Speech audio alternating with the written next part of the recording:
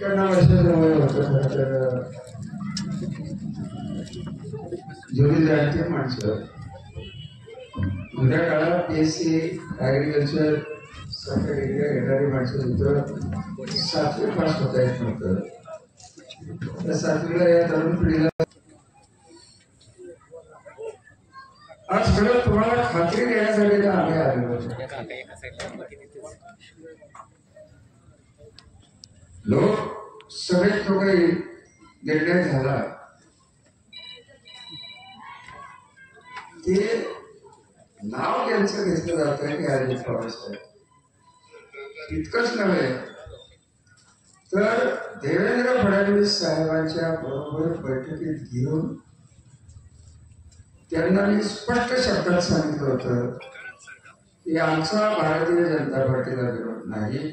अजितदादांना नवीन party काढायला ठामपणे साथ देणारी माणसं म्हणजे आम्ही आहोत. शरद पवारांना का सोडलं वगैरे हा विषय जेव्हा वेळ येईल तेव्हा बघू. आज पोस्टर आम्हाला बघायला मिळालं मला मनापासून हसू आलं. कारण जे काही घडलं ते देवेंद्र फडणवीस साहेबांना सरळ मी सांगितलं होतं की आमचं कुटुंब रणजित नाईक निंबाळकरांच्या स्टेजवर आमचा बीजेपीला विरोध नाही, आमचा अजितदादाला विरोध नाही. आमचं त्यांचं जे आहे हे आमच्या तालुक्याचं राजकारण इतकंच नव्हे तर गावोगावी राहणाऱ्या कार्यकर्त्याला कदाचित असं भागात इकडं पूर्व भागाला त्रास झाला नसेल, परंतु फलटण आणि या सगळ्यात प्रत्येक गावात वाळू अडकव, कोणाला मुलीच्या अडकव, कोणाला केसमध्ये अडकव, कोणाला खोट्या केसेसमध्ये अडकव, बलात्काराची केस असेल, याची केस असेल, सर्व प्रशासन वेठीला धरून संबंधित जिल्ह्यात धुमाकूळ घातलेल्यांची जी गोळी इथं तयार झालेली आहे त्याच्यातली हे होते. आणि मी जो निर्णय घेतला मला स्वतःला मी जाहीर सांगतो की मला सभापती पद मिळालं असतं मी तर बरोबर राहिलो असतो. मी सोडले ते सभापती. कारण आपण सभापती नाव राष्ट्रपती नाही आणि पंतप्रधान जरी झालो कार्यकर्ताच समजा तर त्या पदाला अर्थ काय मला सांगा.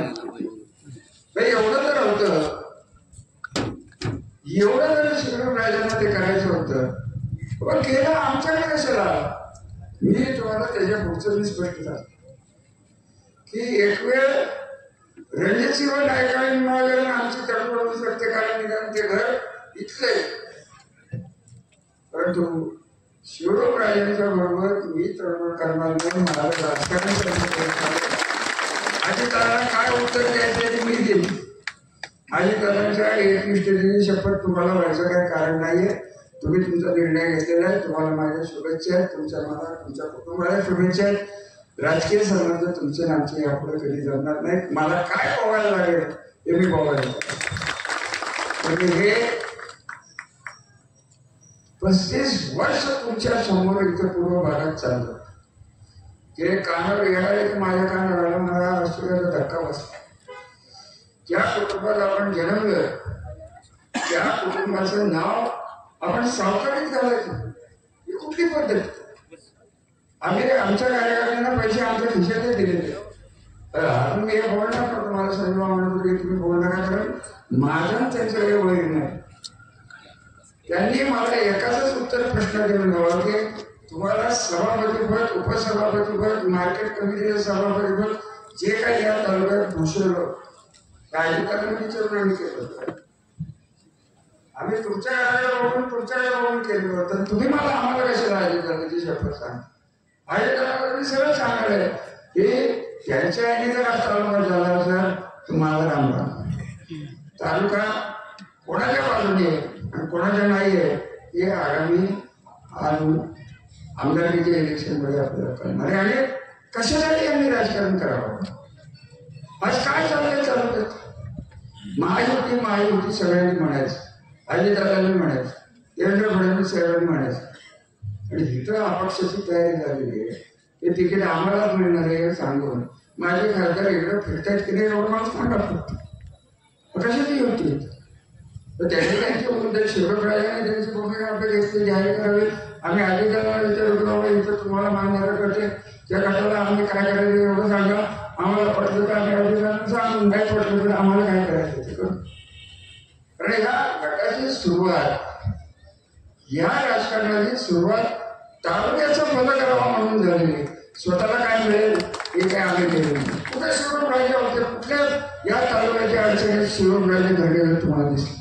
श्रीराम सागरी कारखाना अडचणीत गेला, कुठं पुढे साखरवाडी कारखाना अडचणीत गेला, कुठं पुढे ज्यांनी साखरवाडी कारखाना अडचणीत टाकला, आज साखरवाडी कारखाना चालू झाला नसतं तर काय झालं असतं तुमच्या वर्षात. आज साखरवाडी कुठल्याही तालुक्याच्या संस्थेत अडचणीत हे सदमस्त कुठे होते एवढं मला सांगत. फक्त असो असो आणि असो, तर असो एवढं सगळं असेल. आणि खरं तर संजयबाबा माझं स्पष्ट म्हणजे हे आपण पूर्व भागातल्या सर्वसामान्य शेतकऱ्यांची माफी मागणं गरजेचं आहे की अशा माणसाला ऐकून आम्ही तुमच्यावर लादला गेला की ज्याने तुमचे घरदार बघितले नाही, अशा माणसाला तुम्ही हे आपलं चूक आहे. हे सगळं चाललं तुला बोलायचं बोल, मला पटत नव्हतं, मला विश्वास नव्हता. ह्या सगळ्या गोष्टीतलं तुमची आज सुटका झालेली आहे. स्वामी तुम्ही घालू नका.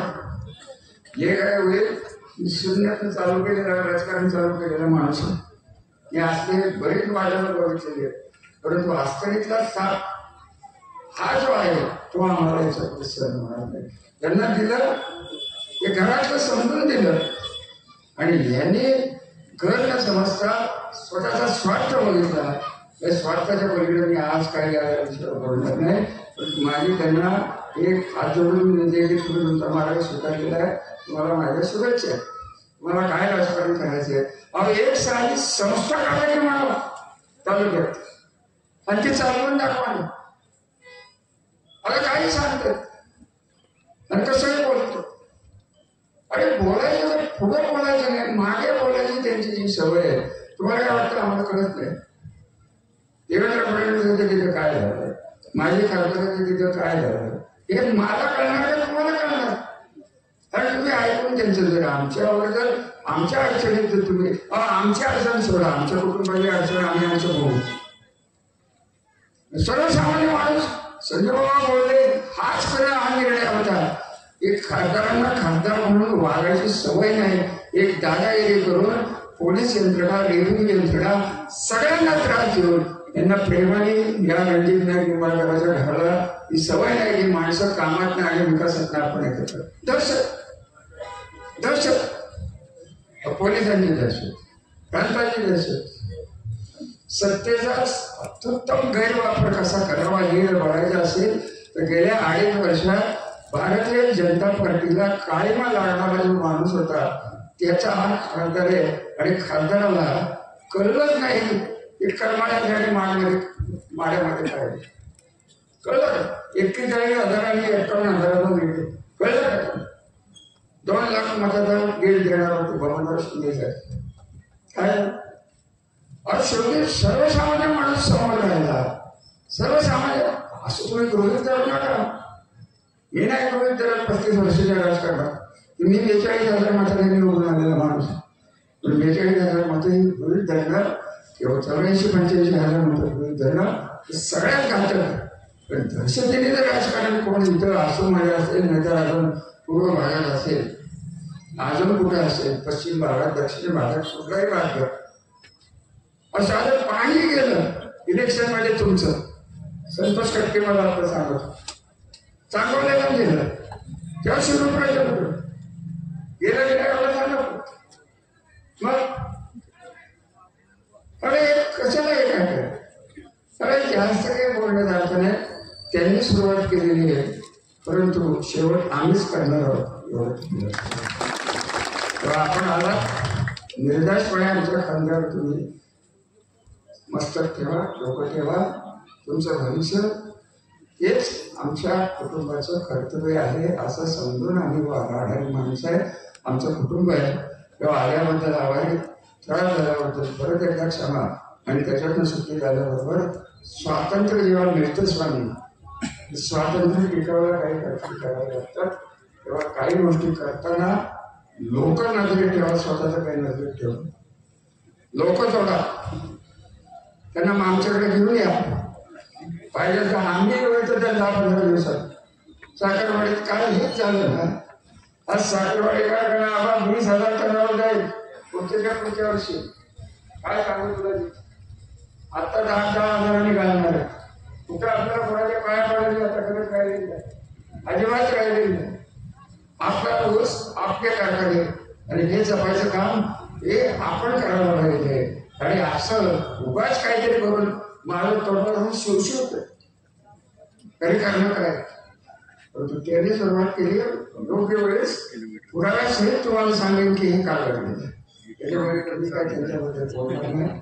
माझ्या दृष्टीने शिवराजे कर्वेकर जागीरदार हे सरकसकर हा व्यक्तीच अस्तित्वात याच्या पुढे राहिले. त्यामुळे मला काय त्यांच्याविषयी बोलायचं काही नाही. त्याने नादाला लागलेले ना तुलाच करून शेवटी राहणार जास्त काय बोलून आपल्याकडे येणार नाही. मलाही भूक लागली, माझं वय 76 त्यामुळे वेळेवर ठेवला आणि काय बोल राजकारणात राहणे सांगितलं. खासदार नाचतोय त्याच्याबरोबर हे नाचतोय, याच्यामध्ये काय एखाद दुसरं याच्यामध्ये काय हे आत्म करत होते, आता उघड करतात. याच्यामध्ये काय निदान उघड केल्याबद्दल मीच तुमचे आभार मानतो आणि आपल्या वाटचालीला शुभेच्छा देतो. आपण खासदार व्हा, आमदार व्हा, मंत्री व्हा, आमच्यासारख्या सर्वसामान्य घराला विसरू नका एवढीच माझी विनंती. धन्यवाद.